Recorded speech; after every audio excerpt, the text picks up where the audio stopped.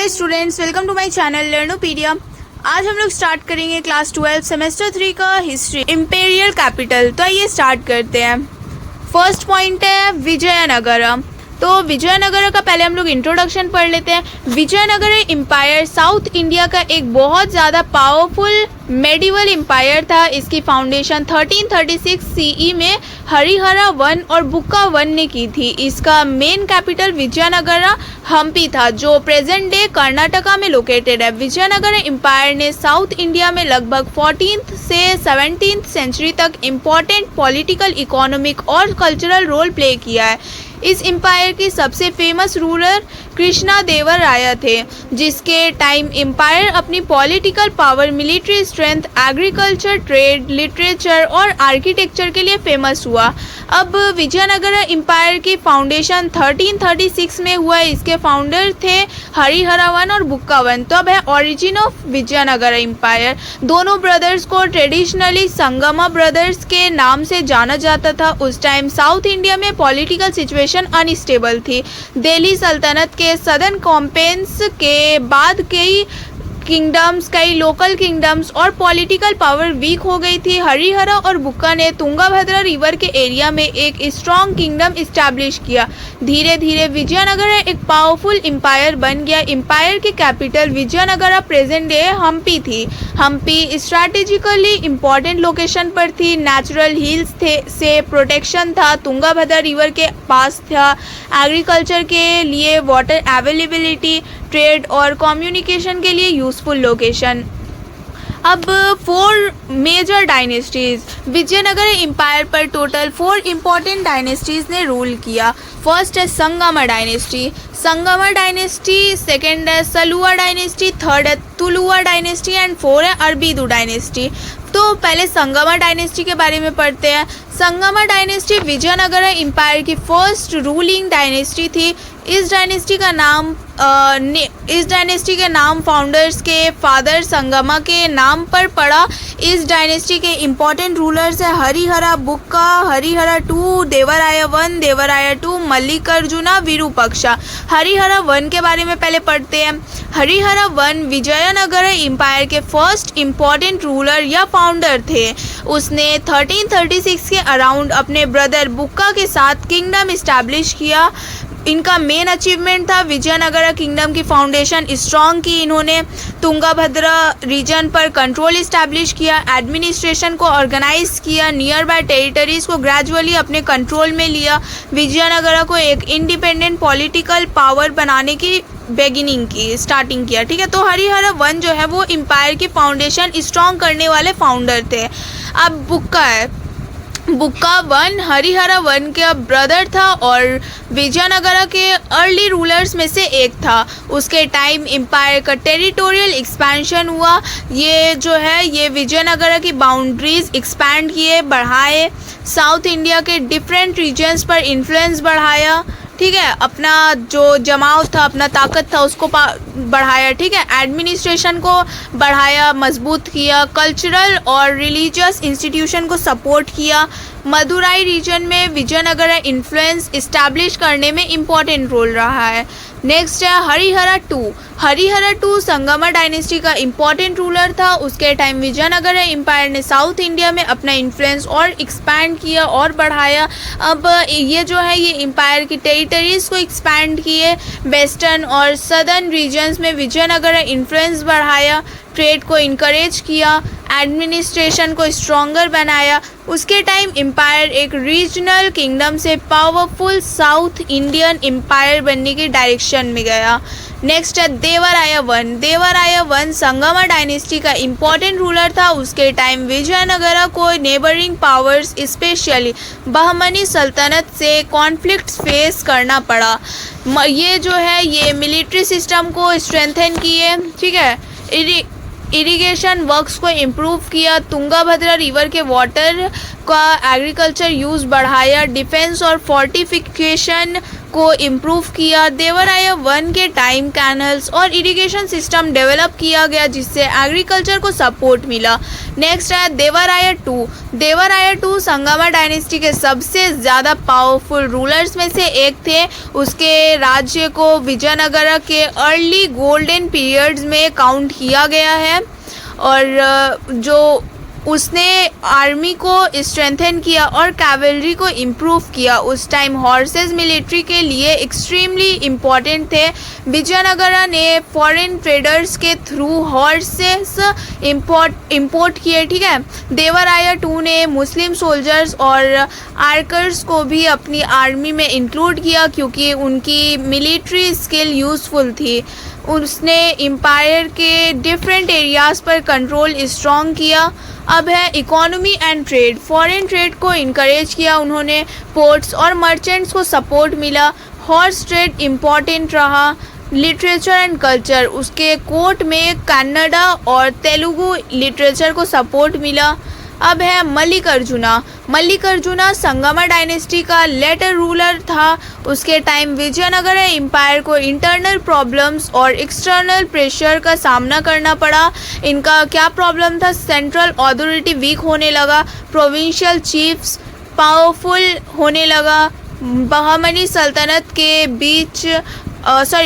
सल्तनत के साथ कॉन्फ्लिक्ट्स कंटिन्यू रहे, एम्पायर के डिफरेंट रीजन्स पर कंट्रोल वीक हुआ। इस वीकनेस ने लेटर डायनेस्टीज को चेंज के पाथ प्रिपेयर किया। अब है विरूपाक्षा। विरूपाक्षा लास्ट है। विरूपाक्षा टू संगमा डायनेस्टी के लास्ट इम्पॉर्टेंट रूलर में से एक था। उसके टाइम एम्पायर की कंडीशन और वीक हुई। इसका मेन प्रॉब्लम क्या था? एडमिनिस्ट्रेशन वीक हुआ, प्रोविंशियल रूलर इंक्रीजिंगली इंडिपेंडेंट होने लगे, मिलिट्री प्रॉब्लम्स बढ़ी, इंटरनल कॉन्फ्लिक्ट इंक्रीज हुए। इवेंचुअली संगमा डायनेस्टी का रूल एंड हुआ और सलुआ डायनेस्टी पावरफुल में आई। अब है सलुआ डायनेस्टी। सलुआ डायनेस्टी विजयनगर की सेकेंड डायनेस्टी थी। इस डायनेस्टी की फाउंडेशन सलुआ नरसिम्हा ने की। अब why did Saluva dynasty come? Saluva dynasty क्यों आया था? संगमा डायनेस्टी के लास्ट पीरियड में सेंट्रल गवर्नमेंट वीक हो गई थी। सलुआ नरसिम्हा ने सिचुएशन को कंट्रोल करने की कोशिश की और पावर अपने हैंड्स में ले ली। अब सलुआ रूलर्स का मेन एम था एम्पायर को ब्रेकअप से बचाना, इंटरनल रेबेलियन कंट्रोल करना, विजयनगर की मिलिट्री स्ट्रेंथ रिस्टोर करना। सलुआ डायनेस्टी का रूल रिलेटिवली शॉर्ट था। नेक्स्ट है तुलुआ डायनेस्टी। तुलुआ डायनेस्टी विजयनगर की थर्ड और मोस्ट फेमस डायनेस्टीज में से एक थी। इस डायनेस्टी के फेमस रूलर थे कृष्णा देवराया, वीर नरसिम्हा, किंग कृष्णा देवराया और भी बहुत। तो तुलुआ डायनेस्टी के इम्पॉर्टेंट रूलर्स में से आता है वीर नरसिम्हा, कृष्णा देवराया, अच्युता देवराया, सदाशिवराया। वीर समहा के बारे में पढ़ते हैं। वीर नरसिम्हा तुलुआ डायनेस्टी का फर्स्ट रूलर था। उसने विजयनगर की पॉलिटिकल स्टेबिलिटी मेंटेन करने की कोशिश की लेकिन उसका रेंज शॉर्ट था, उसका राज्य जो था वो शॉर्ट था। उसके बाद उसके यंगर ब्रदर कृष्णा देवराया रूलर बने।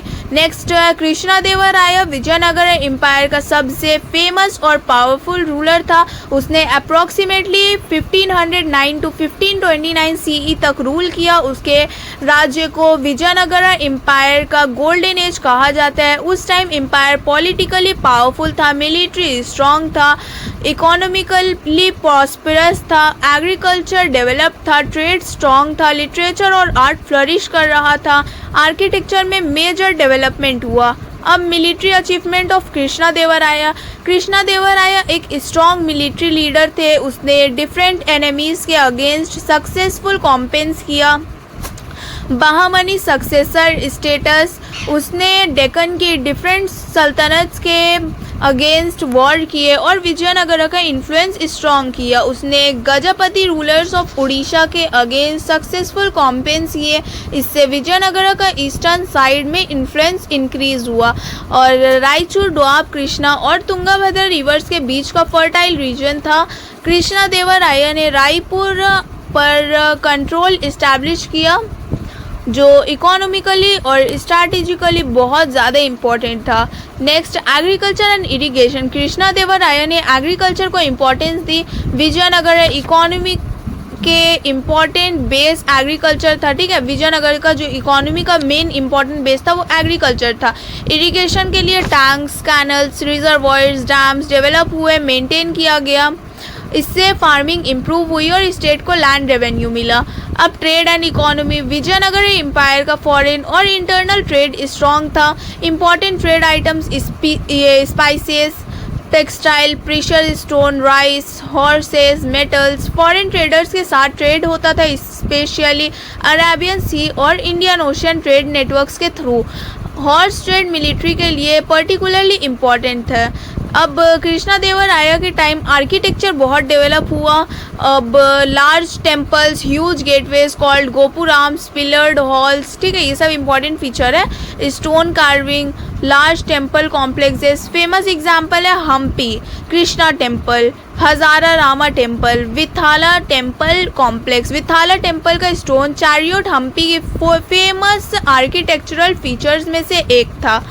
अब है, कृष्णदेवराय खुद भी स्कॉलर और राइटर थे। उसने तेलुगु लिटरेचर को स्ट्रांगली सपोर्ट किया। उसकी फेमस तेलुगु वर्क अमुक तमलियादा, उसके कोर्ट में फेमस तेलुगु पोएट का ग्रुप था जिसे ट्रेडिशनली अष्टदिग्गजस कहा जाता है। कन्नड़ा और संस्कृत लिटरेचर को भी पैट्रोनेज मिला। अब कृष्णदेवराय रिलीजियस इंस्टीट्यूशंस और टेम्पल्स को सपोर्ट करते थे। टेम्पल्स सिर्फ रिलीजियस प्लेसेस नहीं था, वो economic centres, cultural centres, educationist centre, social activities centre भी था। विजयनगरा में डिफरेंट रिलीजियस ट्रेडिशंस के फॉलोअर्स भी प्रेजेंट थे। अब इवैल्यूएशन ऑफ कृष्णदेवराय, ठीक है, तो इवैल्यूएशन का मतलब है रूलर के ओवरऑल वर्क को जज करना। कृष्णदेवराय को सक्सेसफुल रूलर इसीलिए माना जाता है क्योंकि उसने एम्पायर को पॉलिटिकली स्ट्रॉन्ग किया, मिलिट्री विक्टोरीज हासिल की, टेरिटरी एक्सपैंड की, एग्रीकल्चर और इरिगेशन को सपोर्ट किया, ट्रेड और इकोनॉमी को डेवलप किया, लिटरेचर को पैट्रोनेज दिया, टेम्पल्स और आर्किटेक्चर को प्रमोट किया, हम्पी को ग्रैंड कल्चरल सेंटर बनाया। नेक्स्ट है लिमिटेशन। उसके स्ट्रॉन्ग रूल लार्जली उसकी personal, military and administrative ability पर डिपेंड करता था। उसके बाद एम्पायर को सक्सेशन और पॉलिटिकल प्रॉब्लम्स का सामना करना पड़ा। अब है सब्सिक्वेंट रूलर्स। कृष्णदेवराय के बाद अच्युता देवराय रूलर बने। उसने एम्पायर को मेंटेन करने की कोशिश की लेकिन पॉलिटिकल कॉन्फ्लिक्ट्स बढ़ने लगे। उसके बाद सदाशिवराय नॉमिनल रूलर बना जबकि actual political power largely Aliya Ramaraya के हैंड्स में था आ गया, ठीक है। रामराय ने डेक्कन सल्तनत के पॉलिटिक्स में एक्टिवली इंटरफेयर किया। इनिशियली उसकी पॉलिसी सक्सेसफुल रही लेकिन इवेंचुअली डेक्कन सल्तनत ने उसके अगेंस्ट अलायंस बनाए। नेक्स्ट है battle of Talikota. Vijayanagar history का मेजर टर्निंग पॉइंट था। बैटल ऑफ तालीकोटा जो हुआ था 1565 में। डेक्कन सुल्तानात की कॉम्बाइंड फोर्सेस ने विजयनगर आर्मी को डिफीट किया। Ramaraya was captured and killed, ठीक है। इसके बाद विजयनगर या हम्पी को हेवली डिस्ट्रॉयड एंड लूट लिया गया, ठीक है। उसके बाद तालीकोटा जो है वो विजयनगर का पावरफुल का मेजर टर्निंग पॉइंट रहा है, ठीक है। लेकिन एम्पायर कम्प्लीटली इमीडिएटली डिसअपियर नहीं हुआ। Its political centre later south की तरफ शिफ्ट हुआ, ठीक है। बाद में पॉलिटिकल सेंटर साउथ की तरफ शिफ्ट हो गया।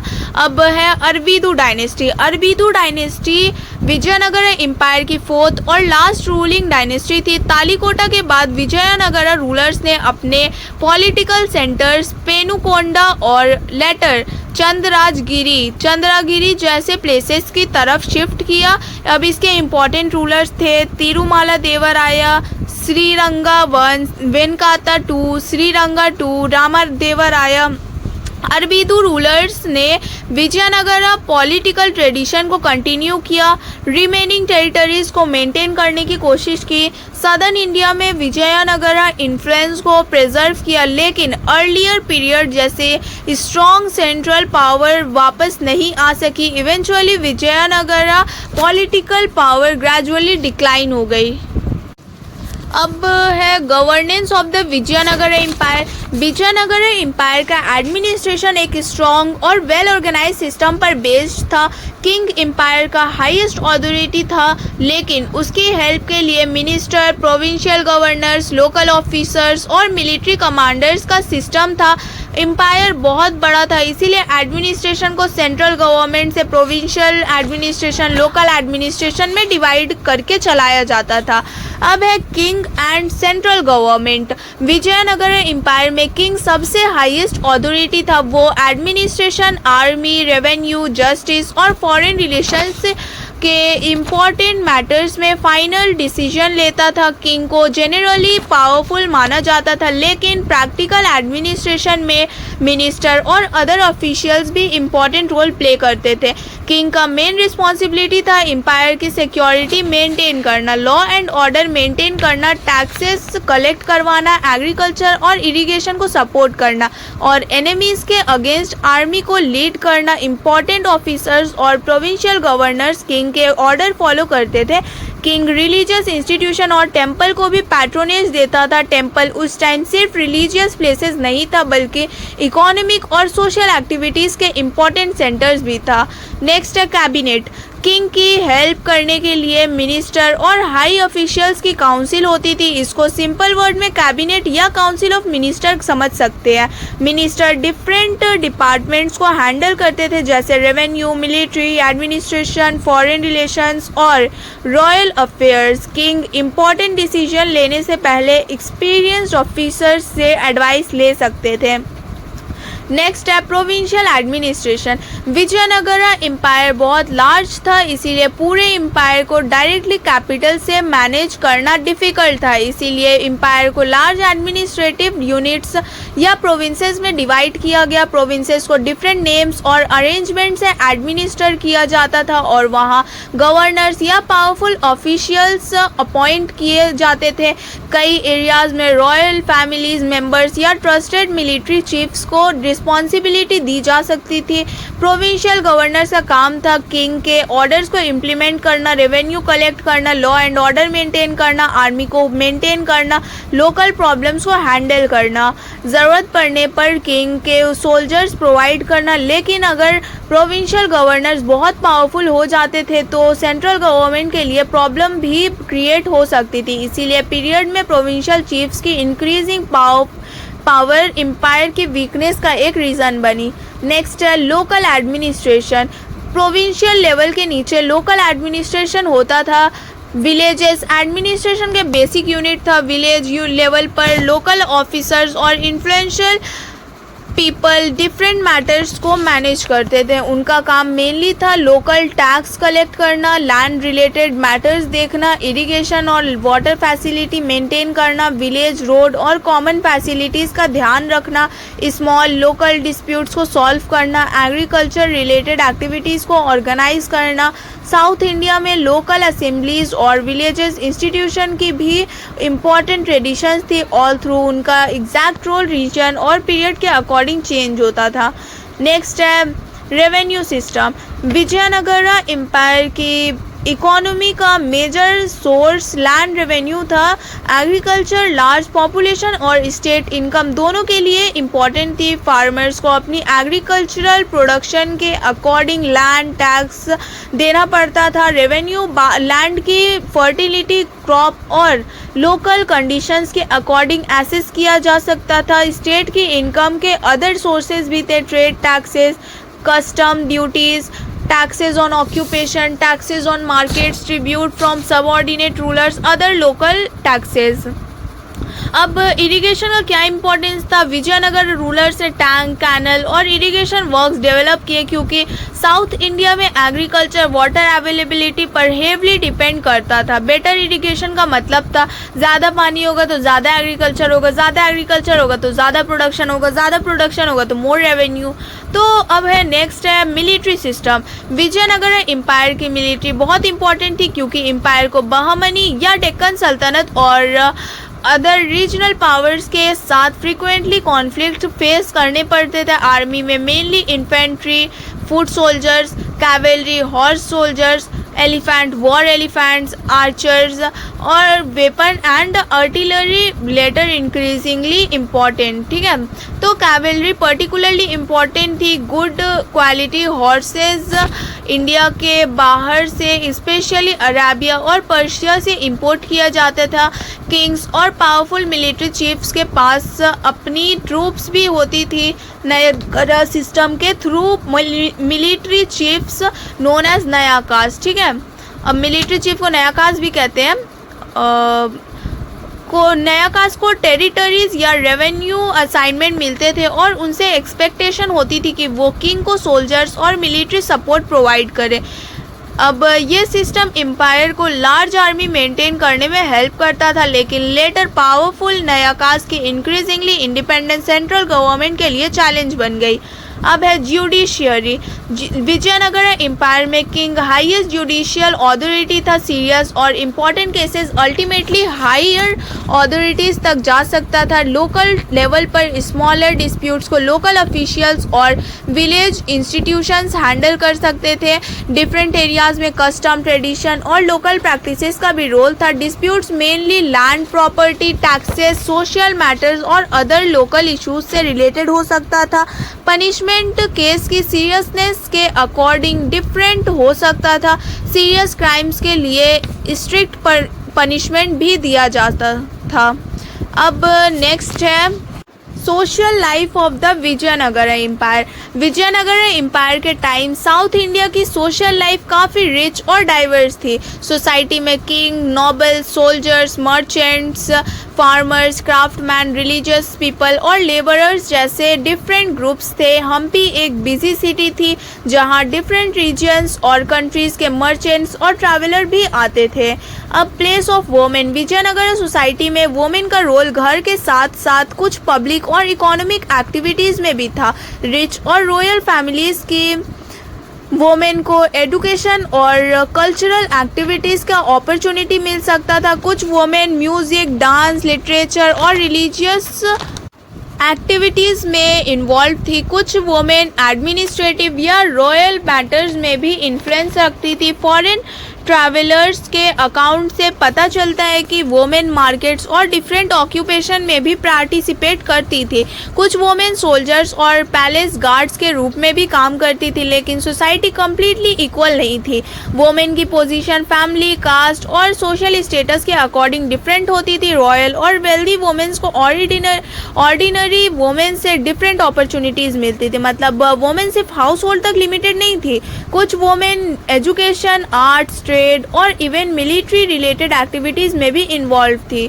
नेक्स्ट है एजुकेशन सिस्टम। विजयनगर पीरियड में एजुकेशन का मेजर कनेक्शन टेम्पल्स, मैथ और रिलीजियस इंस्टीट्यूशन से था।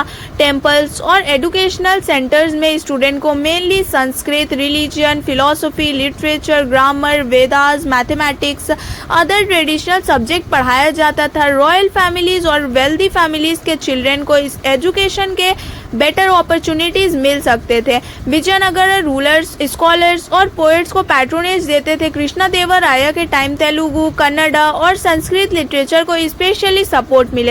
मतलब एजुकेशन में टेम्पल्स और ट्रेडिशनल लर्निंग सेंटर्स के अराउंड डेवलप थी और रिलीजन, लैंग्वेज, लिटरेचर और फिलॉसफी इंपॉर्टेंट सब्जेक्ट था। अब फूड। विजयनगर के लोगों का फूड रीजन, ऑक्यूपेशन और इकोनॉमिक स्टेटस के अकॉर्डिंग डिफरेंट होता था। साउथ इंडिया में राइस एक इम्पॉर्टेंट स्टेबल फूड था। इसके अलावा millets, pulses, vegetables, fruits, spices, milk products commonly use होते थे। वेल्दी पीपल के फूड में different varieties of dishes sweets, fruits और मीट भी इंक्लूड हो सकता था। ट्रैवलर्स ने विजयनगरा की मार्केट्स में different types of food items की अवेलेबिलिटी का डिस्क्रिप्शन दिया है। स्पाइसेस का यूज़ कुकिंग में इम्पॉर्टेंट था।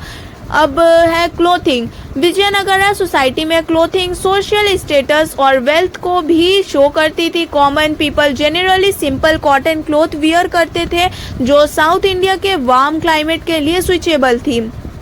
रिच पीपल और नोबल्स फाइन कॉटन, सिल्क और डेकोरेटेड क्लोथ्स यूज करते थे। रॉयल फैमिलीज के क्लोथ्स एक्सपेंसिव फैब्रिक और डेकोरेशंस के से रिच होते थे। मैन और वुमेन दोनों अपने स्पेशल स्टेटस के अकॉर्डिंग डिफरेंट स्टाइल के क्लोथ्स पहनते थे।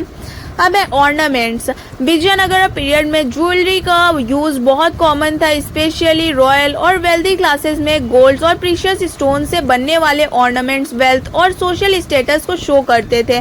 Women commonly necklace, earrings, bangles, rings, anklets, waist ornaments wear करती थी। मेन स्पेशली किंग्स और नोबल्स भी नेकलेस, रिंग्स और अदर ऑर्नामेंट यूज करते थे। विजयनगरा की वेल्थ का आइडिया ट्रैवलर्स के डिस्क्रिप्शन और टेम्पल स्क्रप्चर से मिलता है। अब है temples and social life. Vijayanagara society में टेम्पल्स का रोल बहुत इंपॉर्टेंट था। टेम्पल सिर्फ वर्शिप के प्लेसेस नहीं थे, they were also social, cultural और इकोनॉमिक सेंटर्स। टेम्पल्स में religious ceremonies, festivals, music, dance, education, charity, cultural activities होती थी। लार्ज टेम्पल के पास मार्केट और शॉप्स भी डेवलप हो सकते थे। टेम्पल इंस्टीट्यूशन के पास लैंड और अदर रिसोर्सेज भी होते थे जिससे लोकल इकोनॉमी में उनका रोल स्ट्रॉन्गर था। अब विजयनगर टेम्पल का famous features huge gopurams, large stone pillars, mandapas, ये सारे टेम्पल के नाम है। Detailed sculptures, large courtyards, Hampi का वित्ताहाला टेम्पल और विरूपक्षा टेम्पल विजयनगरा आर्किटेक्चर का फेमस एग्जाम्पल्स है। अब है next economy of the Vijayanagara kingdom. Vijayanagara empire की economy agriculture, trade, industry, taxes और हैंडीक्राफ्ट पर बेस्ड थी। एम्पायर का large area, fertile land, river और इरिगेशन फैसिलिटीज़ की वजह से एग्रीकल्चर के लिए स्विचेबल था। हम्पी के साथ साथ पोर्ट्स और मार्केट सेंटर्स भी इकोनॉमिक एक्टिविटीज़ के इम्पोर्टेंट सेंटर्स थे। फर्स्ट स्टेप पॉइंट है कॉइन्स। विजयनगर रूलर्स ने अपने गोल्ड, सिल्वर और कॉपर कॉइन्स इशू किया। गोल्ड कॉइन सबसे इम्पॉर्टेंट थे, स्पेशली लार्ज स्केल ट्रेड और रॉयल ट्रांजैक्शंस में। वराह या पगोदा विजयनगरा का फेमस गोल्ड कॉइन था।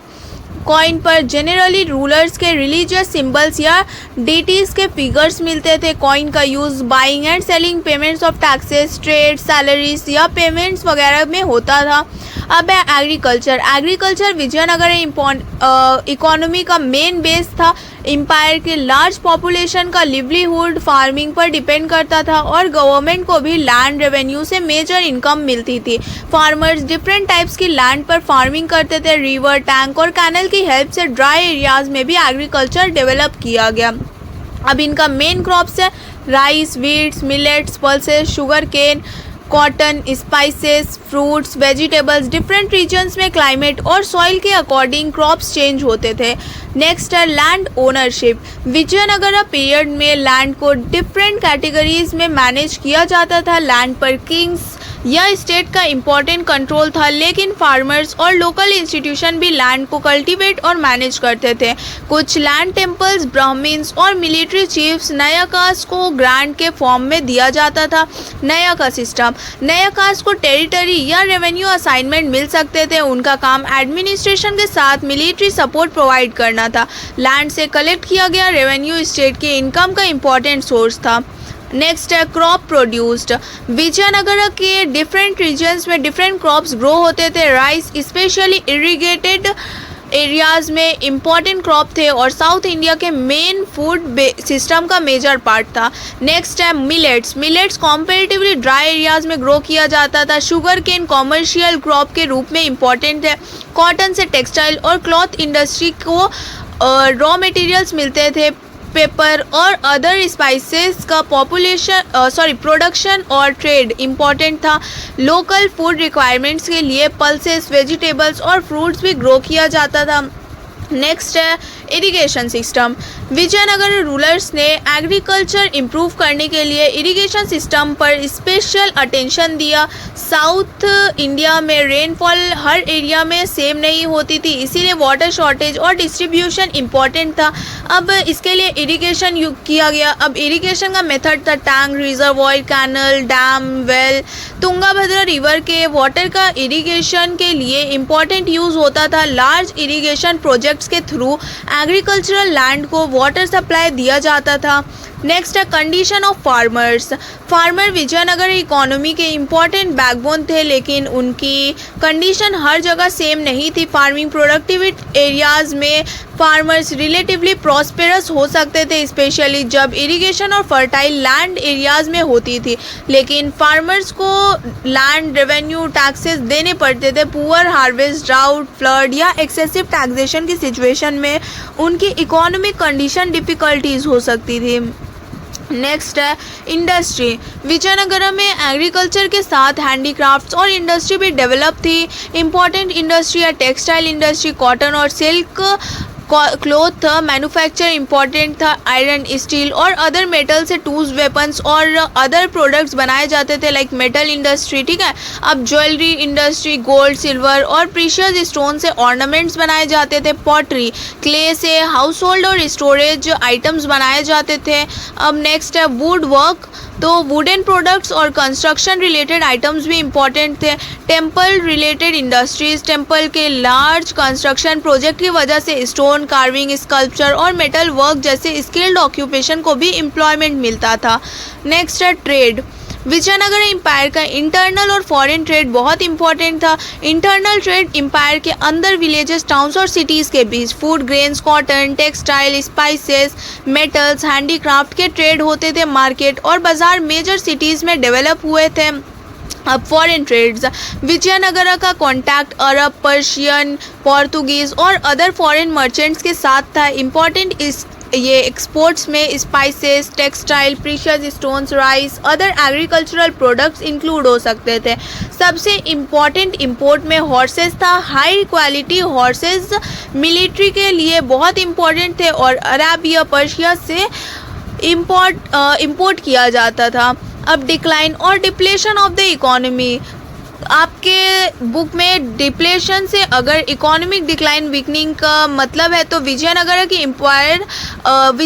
की इकोनॉमी लेटर पीरियड में पॉलिटिकल इंस्टेबिलिटी और वॉर की वजह से अफेक्टेड हुई। 1565 की बैटल ऑफ तालीकोटा के बाद हम्पी को सेवर डिस्ट्रक्शन फेस करना पड़ा। इससे ट्रेड, मार्केट, प्रोडक्शन और पॉलिटिकल एडमिनिस्ट्रेशन को मेजर डैमेज हुआ, ठीक है। अगर वीडियो हेल्पफुल लगी हो तो इसे लाइक, शेयर एंड सब्सक्राइब करें। अब मिलते हैं नेक्स्ट पार्ट में, तब तक के लिए बाय बाय।